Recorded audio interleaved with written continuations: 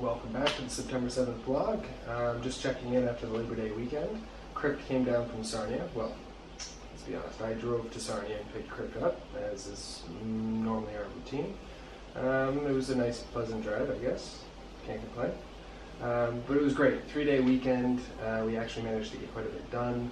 Very rarely do we get that much time together to actually kind of hash things out and work together within the same city. But we both had 3 days off, so here we were. We worked on quite a bit of the campaign, the introduction video and the campaign for our upcoming Indiegogo project for a Southeast Asian documentary, which is going to focus on film, mainly in Indonesia and Thailand. There's also several shorts that we're working on, some related to And the Moon Looked Down and Laughed. It's going to tie into that. That's as some of you may know, will be our first feature film when we do get it made. But the big news, I think, this weekend, the really big news, is Ghostbusters. Come on, 30th anniversary. Crypt and I got down to the theater, got to see it on big screen. That's great for me, first time I've ever been able to do it. Obviously, I wasn't around the first time the movie came out. Crypt, on the other hand, was, so that's actually the second time being able to see it on the big screen. Phenomenal, absolutely phenomenal. It was great. I don't go to movies in theater very often anymore. Just too many kind of, big budget Hollywood movies that kind of look the same, feel the same, don't really produce very many results. You know what, I gotta say though, Ghostbusters, it wasn't missing anything. 30 years old, and the effects were fantastic. Obviously we can do better now, but given that this was 30 years ago, it still looked great. It still looked great. I jumped a few times, things that I forgot,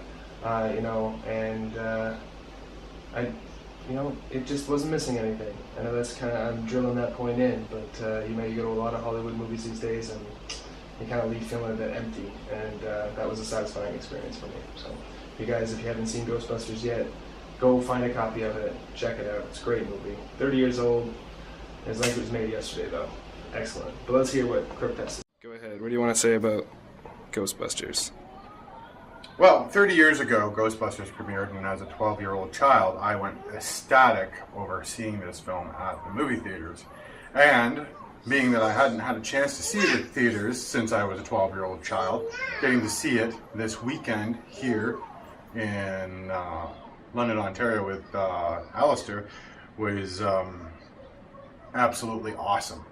It brought me back to being a little kid. The only thing that would have been better would have been if I would have been able to somehow bring Luna, but she's still a little too young for movies. Ghostbusters itself hasn't aged badly. It looks very awesome. The special effects at the time obviously aren't up to par to what we have now, but still seeing what they were able to accomplish without using what we would use regularly now, which is computer-generated imagery,